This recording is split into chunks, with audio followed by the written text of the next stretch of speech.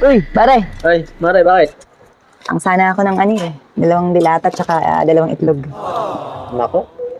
Maray, pasensya ka na. Nakita mo na yung panahon, no? Maulan. May bagyo. Hindi kami makapamalengke. Tapos, ang hina pa ng benta ngayon eh. Sa ibang araw na lang, Maray. Ang ganun ba, pare? Oo. Andiyan ba si pare? Eh, andyan. Eh, bakit? Na, Maray. Sasanla ako sana pare yung cellphone ko para makabili ng ulam. Sanda.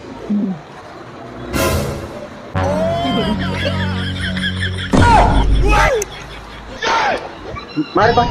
Hindi pa binibura yung picture natin nung gabing nasa resort tayo. Ano ka ba pare? Memorable sa akin yung gabi na yan, kaya hindi ko binubura. Mare! Sabi mo, huwag ka nagsasala ng gamit. Hindi ka mo, dalawang sardinas. Tsaka itlog. Ito, dinagdagan ko yan. Oh. Ready na nga yan. Alam ko para sa yan. Limang sardinas.